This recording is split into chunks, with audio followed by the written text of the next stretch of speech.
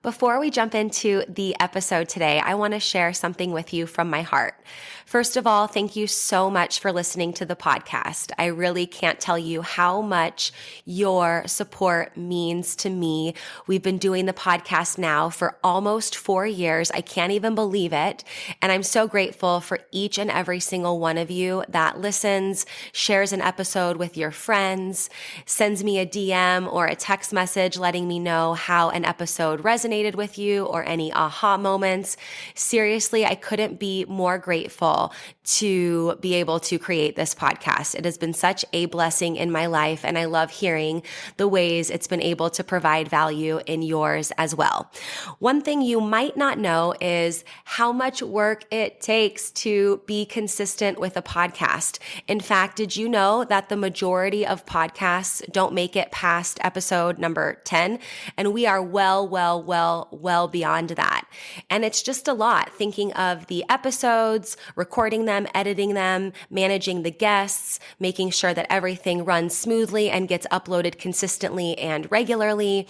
And so that's why I have created an amazing opportunity for you to support the podcast monetarily.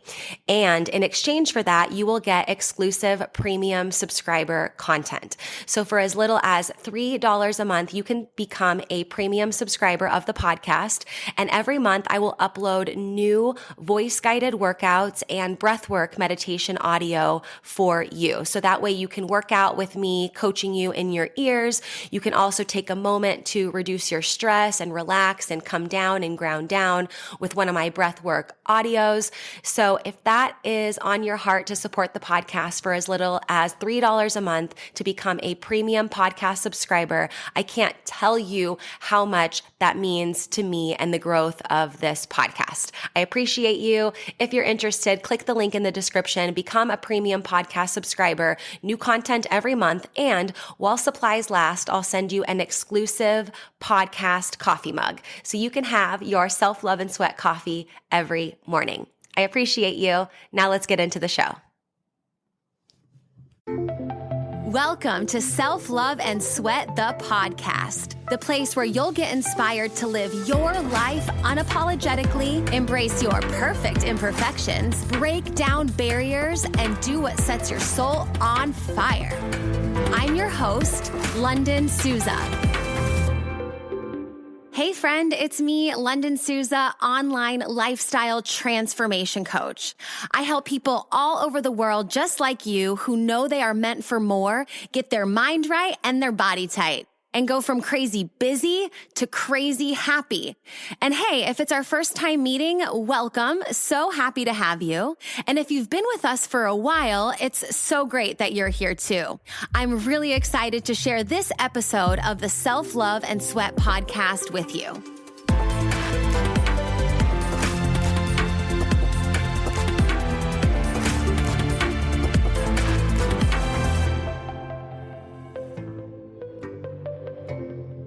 Hey, I want to tell you quickly about 2 ways that you can get connected beyond the podcast to uplevel your health, your life, your fitness, reach your goals, but also support the podcast as well. So the first option is our Self-Love and Sweat monthly members only meetup.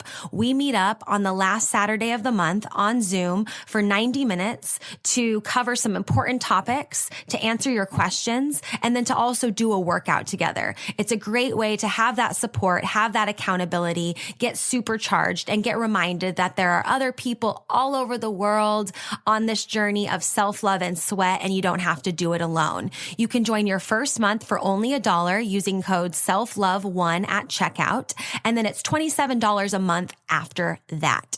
So you go to lifelikeLondon.com/monthly, use the code SELFLOVE1 at checkout to try us out, test it out for only $1 for your first month, and then you can be on board to listen to the podcast, join up on the meetups, and just really feel like you're connected and thriving on this journey to reach your goals. The second option is our Strong at Home for Women 8-week dumbbell-only workout plan. We have women all over the world getting stronger from the inside out right at home, right? So we're ready to take action to get stronger despite the circumstances of the world. And we know that we're not about to do that alone. So embark on this 8-week journey with us. You can go to lifelikeLondon.com/strong at home. You can pick up your 8-week plan. And the exciting thing is that every 8 weeks, we open it up, myself and my co-coach, for VIP all access coaching with us. So not only do you get the plan, but you get Zoom fireside chats with us. You get an exclusive way to chat with us anytime so you can ask your questions, share your progress. And we're always continuing to stay connected and motivate and inspire each other on our journey to get stronger, no matter what that means for us. So if you know that you're meant for more, you're ready to get stronger from the inside out, and you're just like, yes, I need a plan and some structure, something to tell me what to do. I know I'm ready, but I need that coaching. I can't do it alone.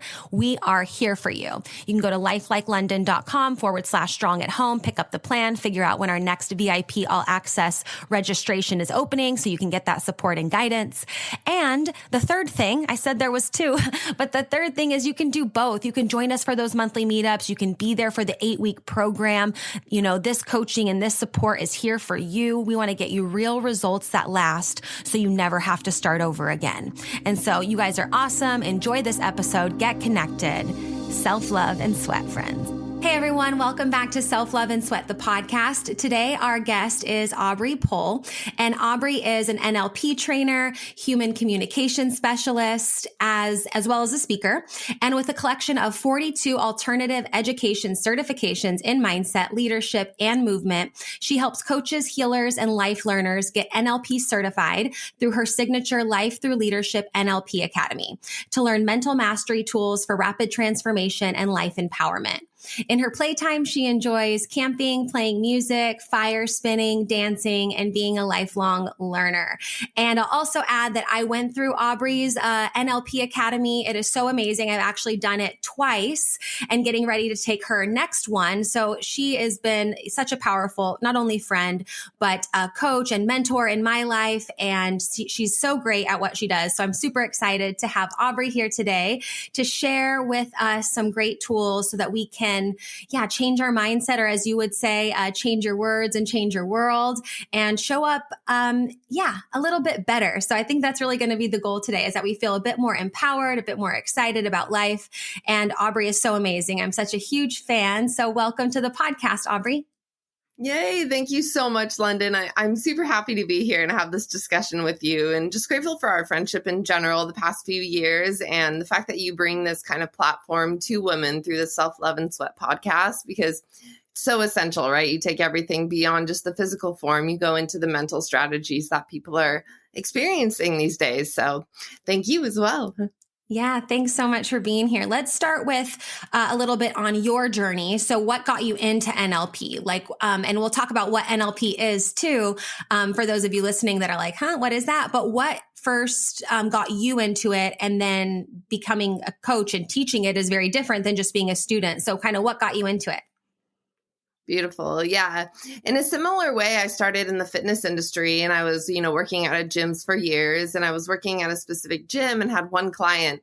And at that point, I was getting into leadership and what it means to really represent myself uniquely, but then also help people create their own embodiment of who they are, and not through just physical movement, but through mental strategies as well. And one of my clients was like, I do leadership seminars.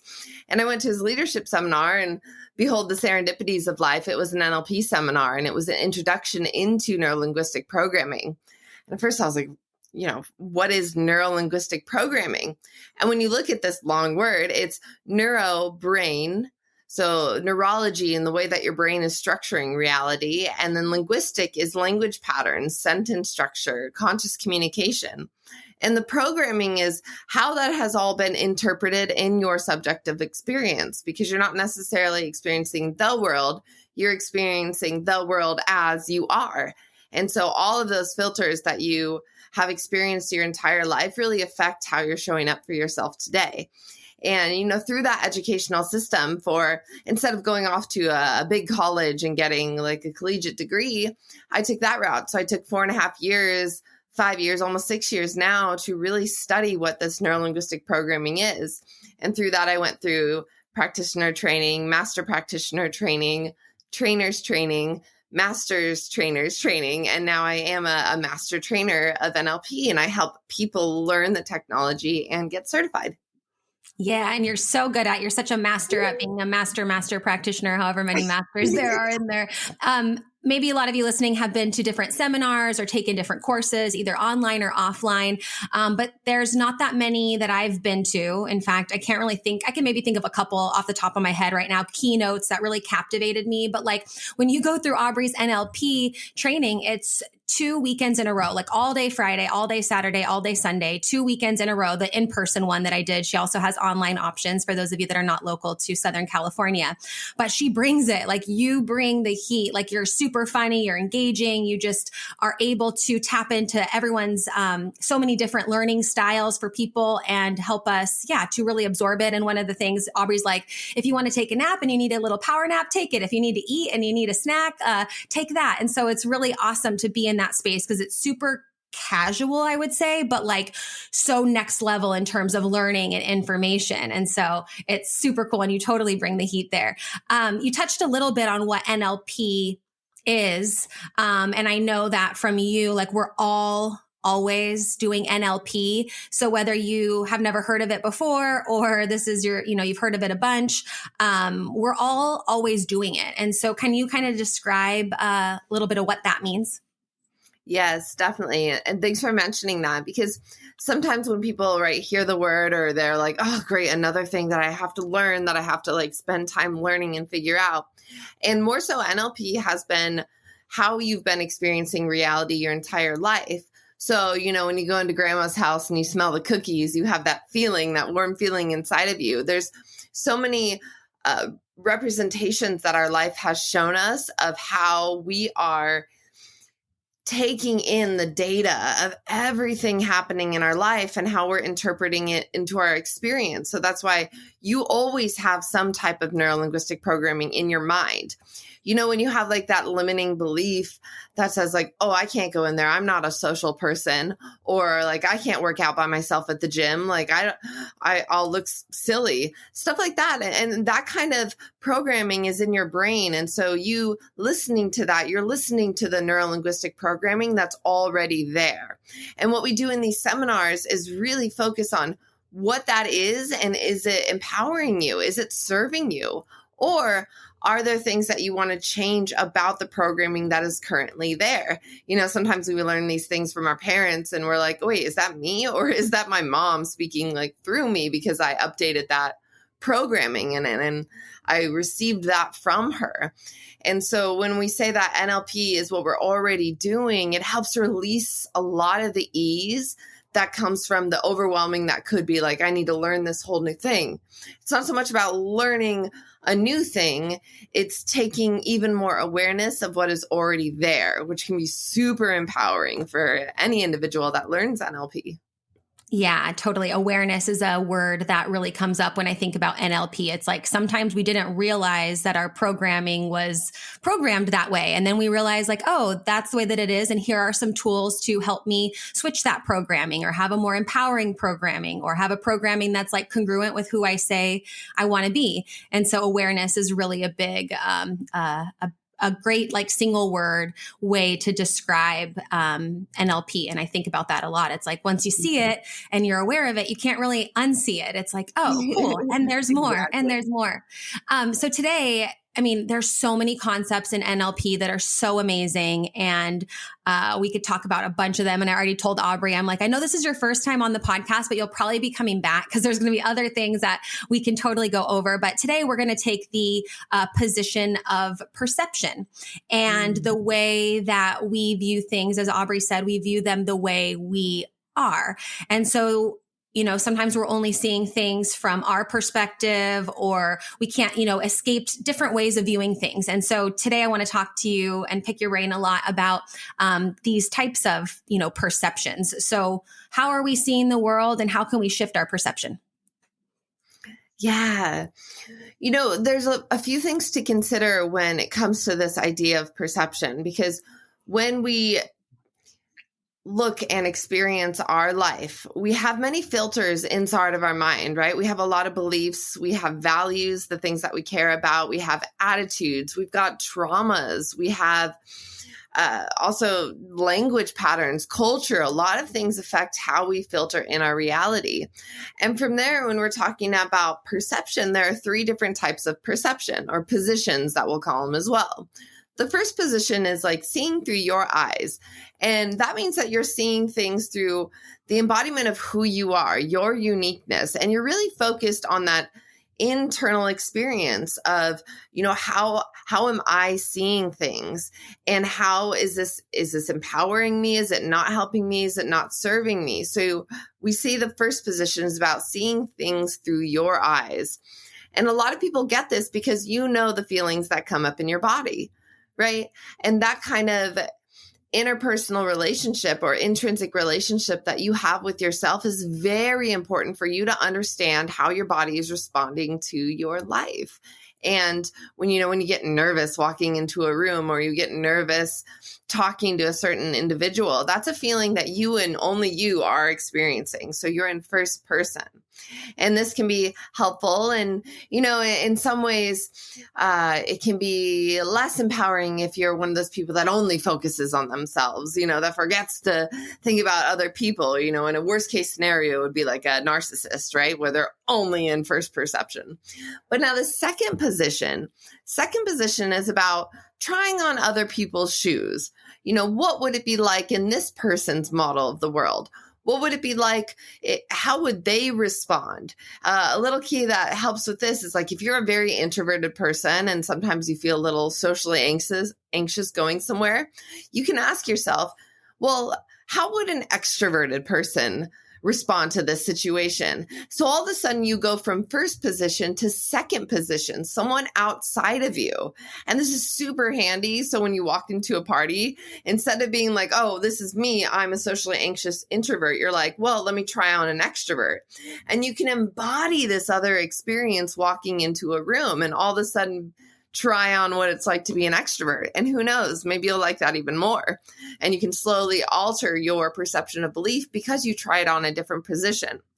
Now, the unempowering thing of the second position is someone who is almost so empathetic to a fault that they don't consider themselves. They only consider the other people. And you're a pushover, you're a people pleaser, you're like a staircase because you're doing so much and giving so much to other people that you forget to think about yourself. So you're kind of stuck in that second position.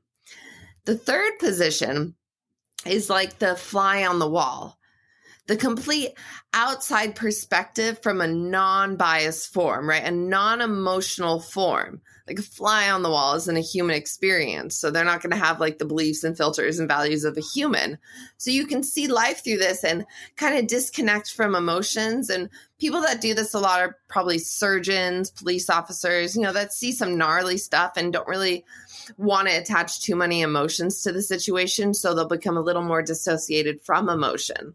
And so that third person perspective, very non-biased. And we'll talk about other ways how that can be useful. And in an unempowering way, people that are in third position are just pretty much detached from emotion, very numb, very dissociated from life in general, and can feel like they haven't found that connection to true human form. Well, because they're not in it. They're in the, they fly on the wall kind of perception.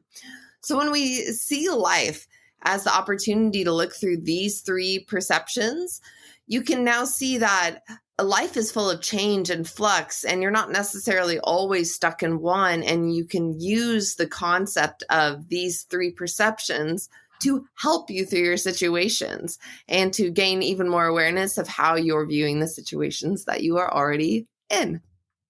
Yes, yes. And so here we are in this world as humans, coexisting, and we have our position that we're maybe predominantly in and our model of the world or internal representation. And somehow we manage to communicate. And sometimes there can be great communication. We're seeing eye to eye. And sometimes it's literally for those of you listening, I'm just pushing my hand over my face. It's just I'm saying something and they're completely not, I don't know, air quotes, understanding what I'm trying to say. And so what's happening there with this disconnect, this connect, and kind of how can we have more awareness about kind of where we are in that space? Yeah, one of the things that we talk about constantly in NLP is respecting other people's models of the world. And to respect someone else's model of the world means that first you get to consider it as well. And you take the effort to be the conscious communicator that is listening to the actual words that they are choosing to use. Because you might be reading the same book just on completely different chapters, right? And maybe you've been in a conversation with somebody. By the end of the conversation, you're like, wait, we're saying the same thing. We have the same goal here. But why aren't we seeing eye to eye? Well, you're just speaking different languages because you're two amazing, beautiful human beings that are just seeing things differently. And the goal here is to come together for a win-win and trying to build the bridge. Now, you might be speaking different representational systems. Like if somebody's like, I just want you to feel the way that I'm feeling.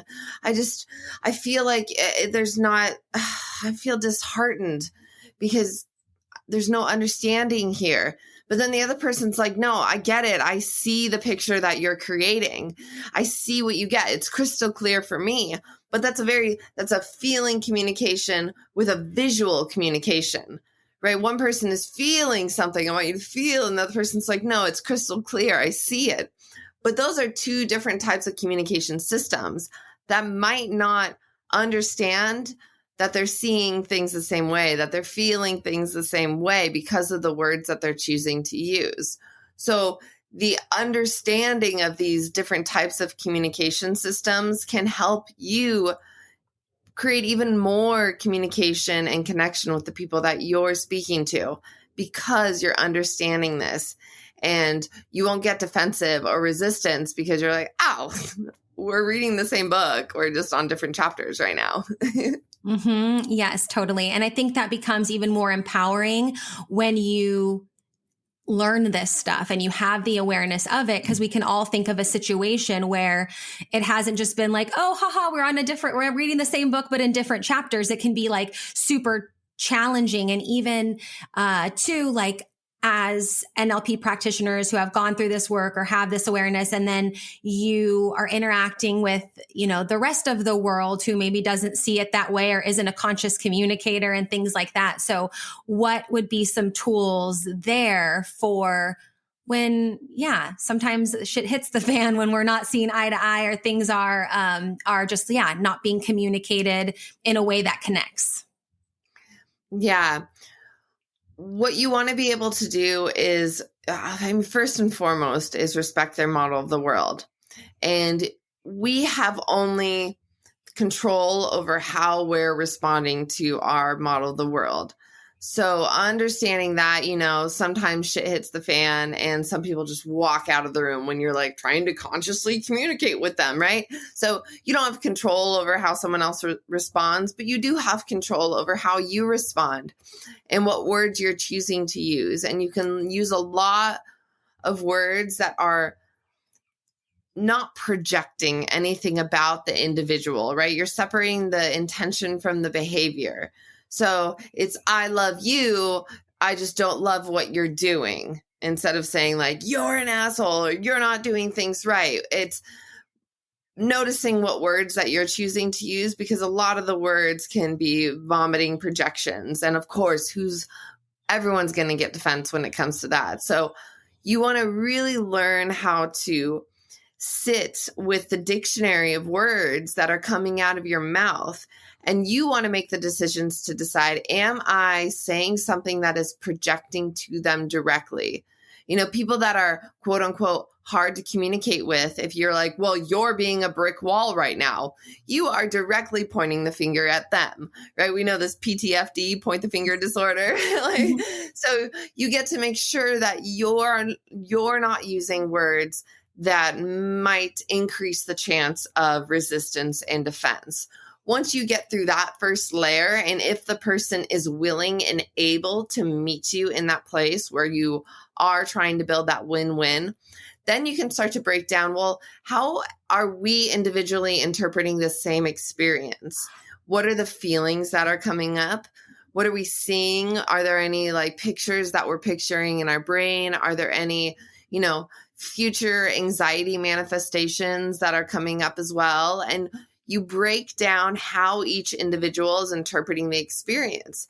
Then you have more knowledge of what's happening within their world. And you get to see that other person's perception, which brings us back to that. You get to see the second person perception. So having that knowledge, you get to respect their model of the world even more and get to meet them in that space of understanding, which can help any and all arguments, especially when shit's hitting the fan. Yes, totally. And just choosing to, to understand a bit more their model of the world and like what you can learn from that situation. Cause we are all doing our best with the tools that we have. And at the end of the day, like I say this a lot, like we're the common denominator. So it's not about changing someone else, or you said like pointing the finger. It's like, okay, well, what do I have control over? And perception is something that we can shift. And it can be challenging, but there are some really cool NLP techniques and things. And one of them we'll share with you today, but that can really help you shift that perspective and realize like, hey, like I'm doing my best, they're doing their best. Maybe we have different tools in our toolbox, and maybe from my perception, mine are working better, but it's like, who's to really say anyways, and you say this a lot too. There's not like a right, what do you say? There's not like, it's not right or wrong. It just finish. I know you say something like that. I got the quote from a experience in yoga many years ago. And it's like, well, there's not a good smelling flower or a bad smelling flower. There just is a flower that smells. And it helps you come to that neutral space of, again, objective reality rather than adding in your subjective experience or your opinion or your assumption about it, right? It's not the flower doesn't smell good or bad, it just smells. And then that's that step back from your judgment, that step back from your assumption and your opinion, and it just is. Mm-hmm. Mm-hmm.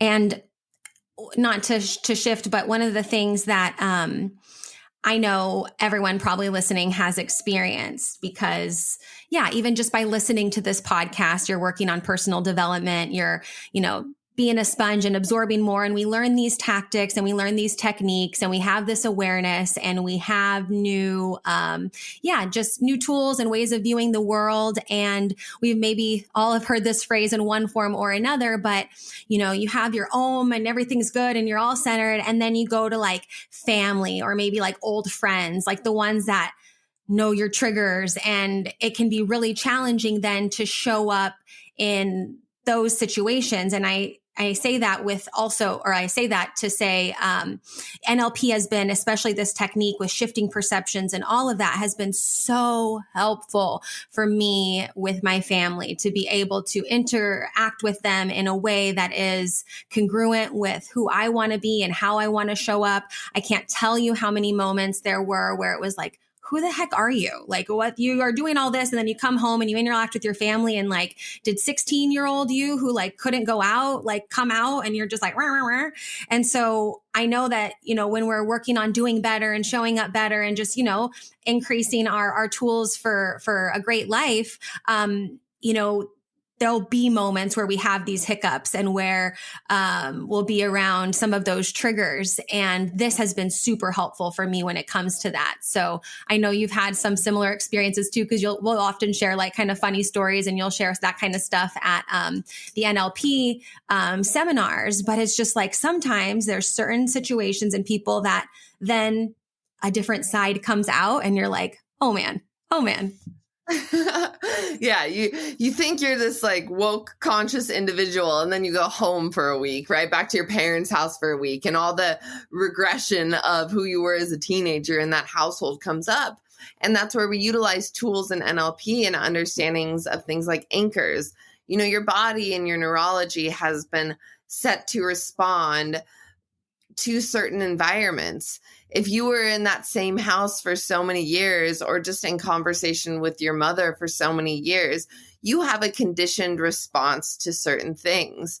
If your mom says something a certain way, says your middle name, and when you were younger, that would agitate you, that same kind of agitation is going to come up because your neurology has created the pattern of the conditioned response.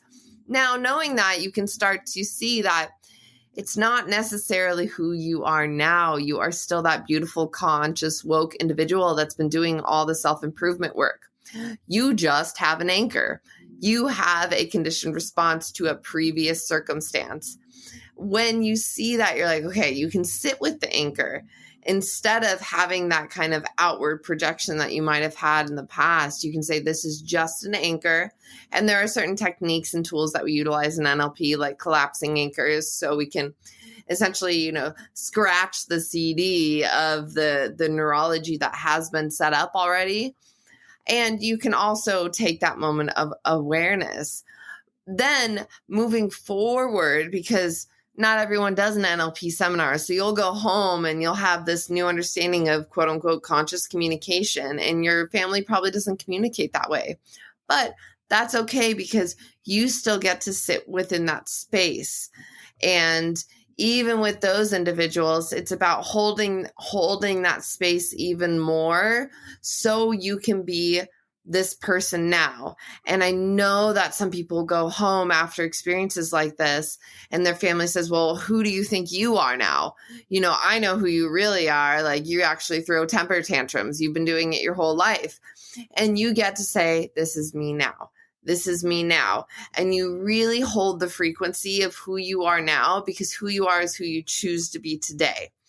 Even if they have certain programmings of using those kind of remarks to agitate you, you get to still hold that frequency and hold the space of you deciding how you want to react and respond. And yeah, I mean, you should never expect yourself to be fully woke and conscious and never have any upsets in your space again. Like, that's all a beautiful part of showing you the mirror that is the external reality. And, that's why we take this lighthearted nature in NLP of more like, okay, let's work with this. Like, let's not allow it to be something that, succumbs us down and like tears us down. Let's let it be something that says, wow, look at even more awareness that I get to experience now. So there's this notion of gratitude that we get to go through life with now. Mm-hmm. Mm-hmm. Yes, totally. And I really believe that, switching the perception and the activity that we'll do here shortly, like the perceptual positioning, and then also, and the learnings that you get from that, just kind of switching perspective in a challenging situation, that coupled with mental rehearsal, like actually taking the time to think about, okay, before you go home, Lunden, and this is really what I do, before you go home, a couple days leading up to it, like, you know what it looks like, you know what it smells like, you have a clear picture, all the senses are involved in that experience. So I'll just kind of sit there and be like, okay, how would the version, that I'm showing up to be walk through the door? How would, she communicate when there's, and just kind of like a rehearsal there of, I don't know exactly what's going to happen, but like for the most part, I know where my interactions with my mom are, and my dad and my brother and my niece and my friends and stuff. And just really thinking about like, okay, how would my best self show up, and like almost go there before I'm there, because I also have been there. And so the perceptual positioning and also the mental rehearsal of, just kind of going there. What am I seeing? What am I smelling? What am I hearing? What am I feeling? And how would my best self show up? And that's really helped a lot. And I'd say over the last few months, it wasn't really so long ago, but like about three or 4 months ago. And it's always kind of like a caliber for me of like, okay, when I go home and leave, like, was I showing up as the daughter that I want to be? And there were so many times where it was like, oh, hell no, not even close. Like, I'm embarrassed. Like, if that was on camera, like, no. And over the last few months, I feel like there's been more and more wins under my belt, air quotes wins, of like, oh yeah, no, I am super proud of how I showed up. And there are moments then when I'm in those situations where I find myself acting or reacting in an old pattern where luckily I have a family. Well, they'll give me that grace. And I love that too about them, despite them triggering me. Sometimes they give me that grace to be like, oh, wait, that's not what I wanted to do. Sorry, I love you. And, kind of back in action there and correcting it there in the moment versus, later on beating myself up over it or something like that. So that's really helped. And the mental rehearsal has been super helpful. Yeah, you're talking about the beautiful experience of future pacing, and you're putting yourself in the event prior to going to the event. And when you have that kind of that mental practice in your mind, you get to decide how you want to show up, so that when you do show up there, you've already previously decided how you want to show up. So when those triggers come, which they will, you get to say, okay, well, this is what I promised myself of how I get to show up, which can really be a catalyst of how you're responding to those kind of triggers and in the moment. And I really like that you're saying the effects of that, right? And you made another mention about talking in the moment changes, because that's very important. Like you said, when we do accidentally regress and have that moment of stutter of who we used to be, who says that we can't literally at that point, when we have the awareness and the recognition that we're not in tune with the alignment of who we want to be, we stop and we just look at the person that we're talking to and say, I'm sorry, this is not how I want to show up. Let me think about this for a second. And you just stop everything, mid-sentence, everything. And you redecide in that moment of, who you decided who you want to be. And then you shift in the moment. And that kind of in the moment change is being fully present with yourself. And what more can you ask of yourself than to be fully present with the moment? Yeah. And it's a really good feeling to be able to do that. And then also to have friendships and relationships where people do that as well. I like being in that space too, when someone takes the time to be like, wait, I was showing up in a way that's not how I want to show up. Or that what we were talking about earlier is not the way I want to be talking about that situation. This is how I would have done it better. And I'm like, cool. All right, game on. I want to be there for every version of you that might be, changes over months and years, or those split second changes where you're like, no, it's cool. I got you. So I feel like I'm saying that because, we'll be doing this because we'll be, having hiccups and things we want to fix and switch. And we also need to have that grace and hold that space for people when they're doing that with us as well. It's not like, oh, you did this and but that exchange there is so awesome and so nice. Yeah, Go absolutely. ahead. Yes, definitely. To touch base on that, it's like, for example, when you're saying limiting beliefs about yourself, right? Oh, yeah, I'm just not that type of person. I know I won't be able to do that. And you're really limiting yourself. And then all of a sudden you hear the words coming out of your mouth and you're like, oh, wait, what? I have, fitness clients as part of something I do as well. And one person will say, no, I can't lift that. And I'm like, what'd you just say? And they'll say, I can't lift that yet. Or they'll say, well, I'm super weak. And I'll say, what'd you say? And they'll say, well, I'm learning how to be stronger. Those are two different types of realities. And you just get to change how it's coming out of your mouth and the programming that's coming from the linguistics that you're using. And, on the other side of that, it's also when you're gossiping and you're talking about somebody else and you're making giant assumptions about them. You just get to stop and be like, what? I actually don't really know that at all, but I'm just making an assumption about them. So I'm just going to cut and stop and not say anymore, because that may or may not be true. Yeah. And I feel like you're just correcting your mistakes or mishaps or hiccups or whatever. And it's kind of like a unofficial model, permission slip for other people to do that too. It's like, okay, mid-sentence, I can just stop and decide that's not, congruent with what I want to be talking about. That's not cool for me. Yeah, you can do that too. We can all do that and support each other in that.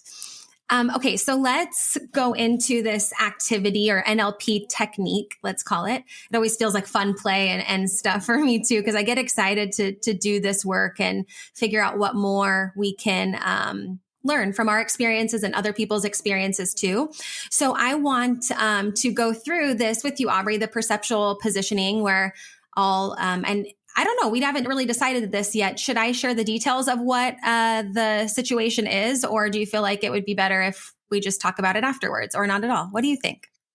I'll let you know that this is an NLP technique that we learn and we go into during our seminars, and people that are coaches, healers that have clients. This is a very easy technique for them to guide others through.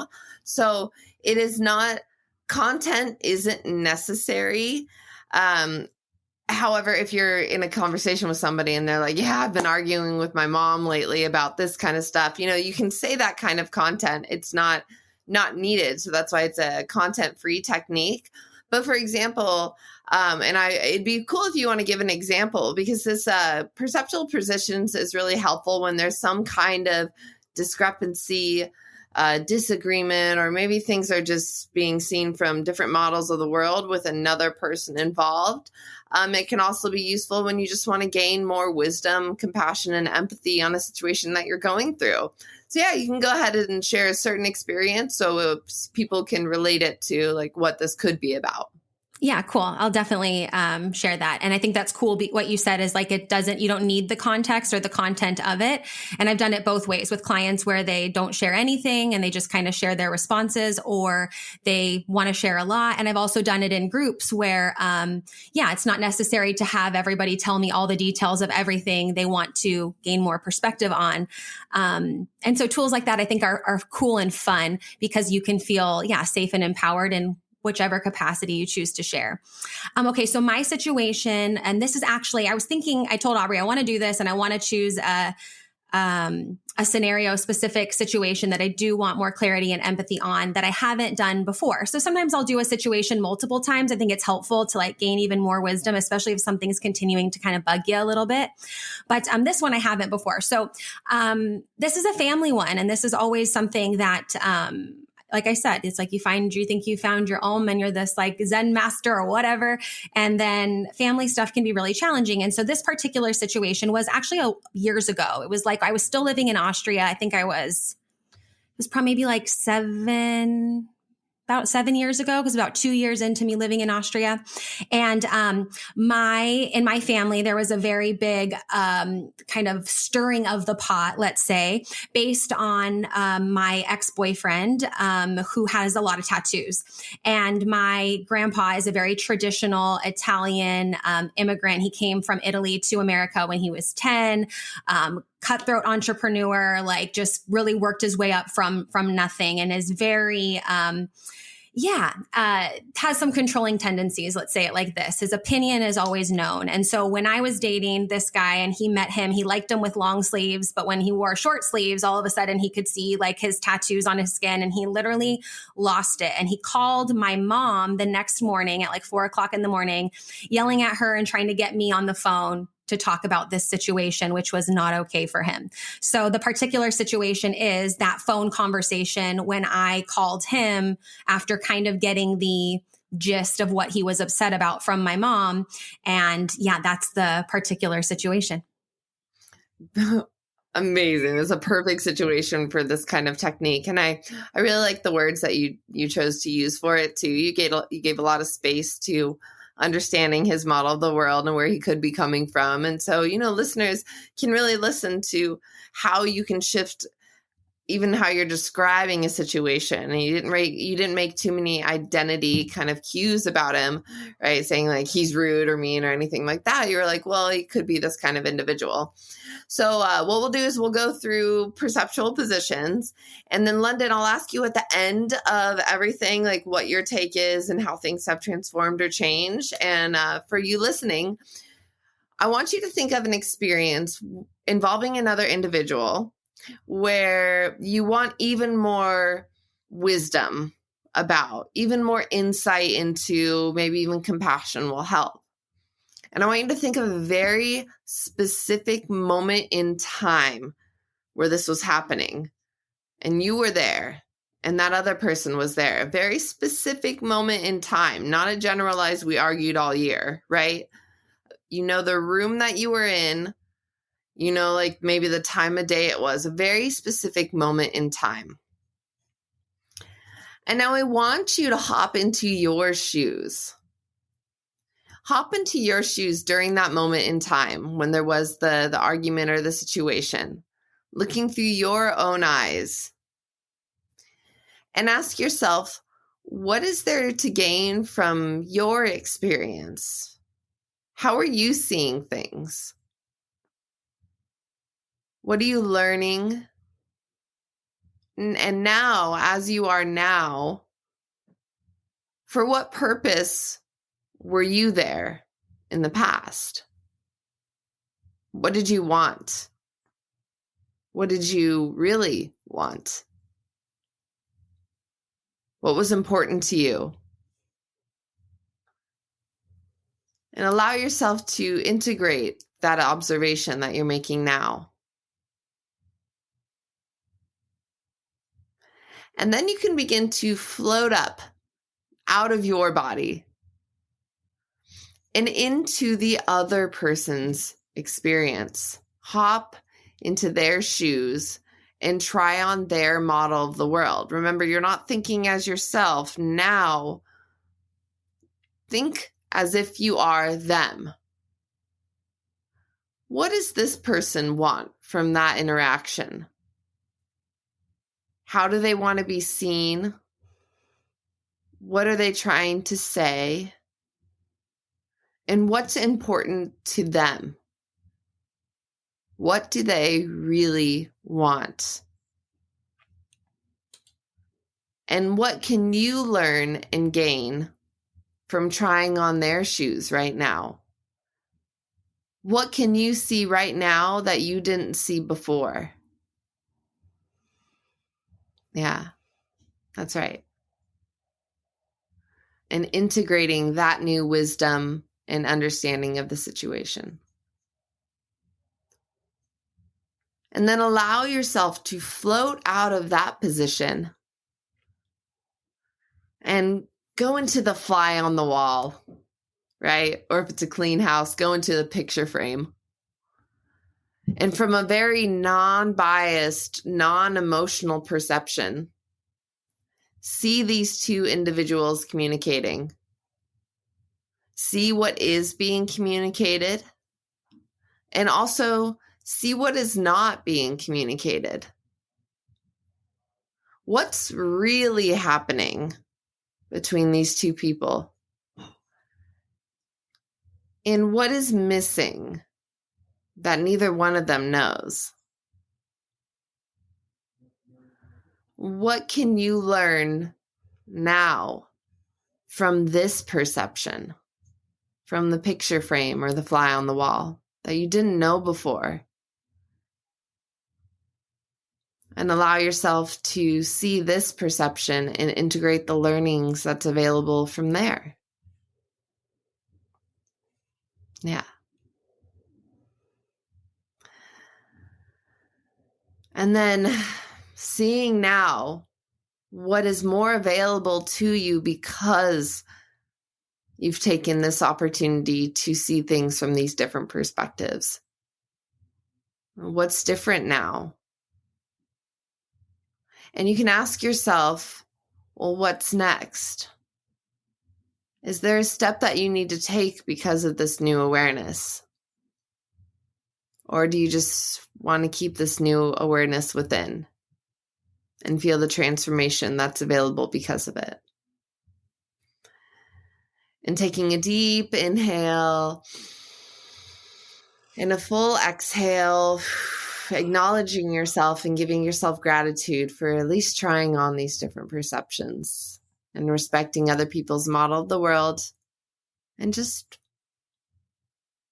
trying on something else to gain more insight about it. And when you're ready, you can come back into your body to where you are right now and open your eyes. And welcome back. That was awesome. Thank you. Yeah. So Lunden, what was your experience like? What's different now? I'd say what's different now is I no longer desire to be right. I think that in that situation, it was very much like, I don't know, lawyer bringing the evidence to trial. It was like a very clear sweep for me. I'm like, this is not okay. And I wanted, I don't know, some sort of apology or like a you're right. So the need for that is is not important at all, which feels really good. And also, I have been working on this for some time. Like I said, it's been years that this has actually happened. But yeah, I'm learning just to be more empathetic and understanding and learn more about my grandpa's childhood and his past, and the details that he'll share with me or that I know just from, knowing, or like, just things that about your family, and just trying to really understand, like, okay, this is where he's coming from. I might think he's X, Y, or Z adjectives, but let me try to understand his model of the world even more. And so in getting further understanding from that, it was kind of like his way of, loving and protecting me. It was like, oh my gosh, I see this person. He had, in his brain, he has tattoos. That means X, Y, or Z, like danger, danger. We say red flag now. Like for him, it was like all the red flags, and he didn't have any better communication skills than to call and start yelling and screaming and stirring all the pots and going crazy and stuff like that. So I just feel, more aware to and more connected to him, because it's like, it sucks to be scared or fear, or like if I was trying to protect like my niece or someone in my family, that would be an overwhelming like feeling. I'd want to protect them, so that's different. And then also like, when you said to go on the fly of the wall perspective, just to give you guys kind of a visual of what I was seeing, because we weren't in the same room, but it was almost like if you had like a Hollywood set built and then there was no roof and I was like above it. So there was like a split screen and it was like his scenario. And in his body, I was like in his house pacing up and back and forth the hallway. Like I know he probably was. And then me in that spot. So then when I was the fly on the wall, floating kind of above that situation, at one point we had our hands like interlocked, just like grass, like you're holding hands, but like he was in front of me and we were going like back and forth of like tug of war almost with our arms. And a little bit before you ended that exercise, it was like, no, we just met in the middle and we just shook hands. It was like, we don't need to pull each other in any direction. It's just like, let's shake hands where we are and somewhat agree to disagree or just continue, moving forward. Because for a while it was really like, no, boundaries. I'm never talking to him again. It's not okay. Like I'm not going to any family activities. I am not, I was very like, just angry and going through a lot of emotions. And I can say too, rightfully so. But now with this exercise that we did, I have a lot of powerful visuals too of what I saw and how I felt that will make, mentally preparing to be around him the next time, and a lot of the rehearsal and practice that goes into that even better. Wow. Thank you for sharing your experience, and thank you. And for the listeners, like noticed all the metaphors and the visuals and the movies that were playing in Lunden's mind, right? The shaking of the hands at the end. Well, how powerful is that, from the kind of back and forth tug of war until the metaphorical representation of agreement that her mind created is the movie of it. That's the neurolinguistic programming. That's the picture that she now has in her mind, rather than the arguing and everything that could have been there prior. And this is important. You see how the difference of, how Lunden might have responded in the past and now how she gets to respond moving forth, because she really considered his model of the world. And it was actually about protecting you rather than, finding some argument. And so you can see of everything that's available through techniques like this when you really gain a different perspective. So let me ask you one more question. So how does that change things moving forward? And so what does this realization do for you moving forward? Moving forward, it's just, like I said, a helpful tool as I prepare to be around the family and in situations that I can find myself triggered. And moving forward, though, I still feel called to the boundaries that I've set and respecting those. So it's not just like, okay, everything's fine and let's just like go back to the way they were, whatever. I'm cool with them not being that way. I like my boundaries. I respect those. And then also, I know there are a lot of really amazing, great qualities about my grandpa, like such a hard worker, came from Italy on a ship on the bottom floor to get to America, was on there for 2 weeks, entrepreneur, so many successful businesses. So now moving forward, it's just my goal or my goal to absorb as much of that goodness as I can, because he won't be here forever. And like, neither will I either. But just to be like, okay, what are the skills that grandpa has that I really love and respect and admire, and like things I want to keep with me. And then of course, just like with anything, myself too, it's like, there's other parts you can just kind of discard and let them be over there. But I want to really be on the lookout for cool things about grandpa that I can take with me and like share to, my niece or other family members. I have a lot of cousins who have children that are really small too, that it's like, I want to be able to, embody some of that goodness and that entrepreneurial spirit and that love for family and that desire for growth and the desire to protect and help and embrace more of those good qualities, highlight those more, bring the lantern out to that more. Love it. Love it. And that points to that there doesn't necessarily need to be a resolution. He's not going to call you up and be like, honey, I realize that tattoos are actually fine. You're not asking him to do that. And you're also not going to decrease your boundaries that you've created and feel comfortable for. So again, this technique it doesn't need this like complete epiphany of complete agreement. It's just that there's now more awareness, and you can pick and choose what's empowering to you, and you can release the negative emotions that were part of the experience. And you can move forward with even more empowerment in who you are and more of that neutral feeling about a previously negative situation, which is fantastic. Yeah. And before I would have been seeking that call, that apology, that formal, I am wrong, but it's cool even if I never get that, because it's not something I need from someone else in order to feel some type of way. But so we can find ourselves in those loops of like, I just need them to do this, and then I'll be, and they should do this, and then I'll be. And that just didn't get me anywhere. But I definitely was stuck there for a couple of years. So it's not like overnight work, that's for sure. But Aubrie, thank you so much for the gift that you are, and for doing this, and for literally putting me through an NLP session right here on the podcast. I've shared information and details about family situations before, but never in this much detail and in like this type of capacity. And I was kind of, over the last month, I talked to my boyfriend about it too. And I'm like, I want to share this, but I don't really know how, and like how to give details about family situations while still being respectful and honest and helping people, providing value. And so he shared some insights with me. And then it was also kind of the consensus, like, you'll just know when you're ready and whatever. And Aubrie and I, we didn't plan that this topic was going to be this of what I wanted to share. But I say that because thank you for always making me feel safe and comfortable and more empowered with NLP as your student and also as your friend. So thank you so much for that. Yeah. And thank you for being transparent and sharing and showing that vulnerability. Makes us all more relatable, because what is personal is also universal, right? And we think sometimes we're experiencing this personal, pervasive, permanent problem. And lo and behold, many other people relate to a very similar circumstance, never the same one, because everyone's unique in their own model of the world, but we all experience situations like this, and hearing someone else go through it really helps us release those feelings that we're alone, because we're not alone.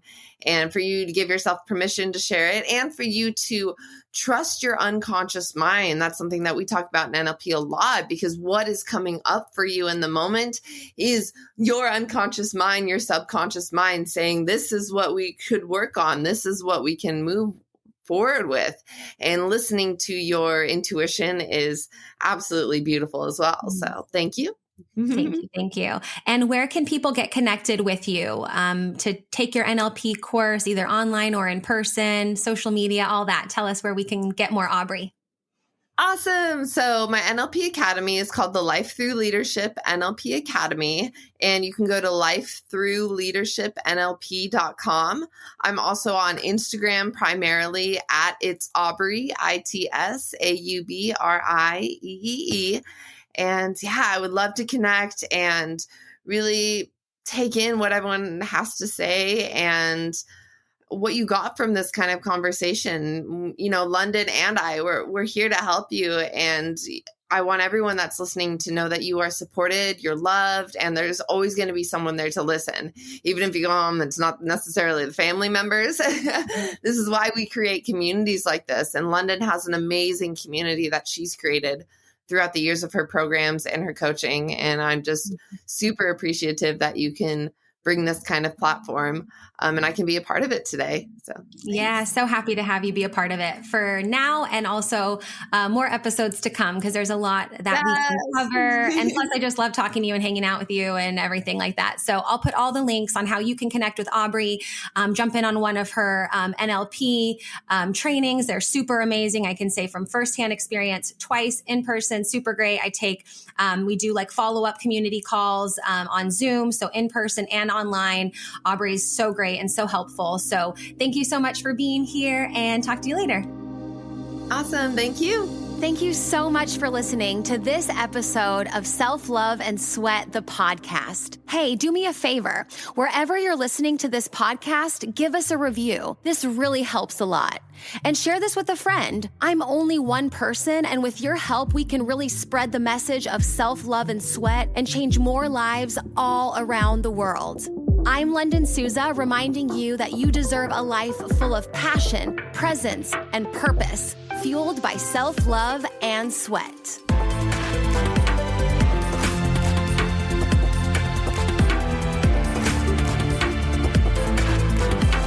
This podcast is a Hit Spot Austria production.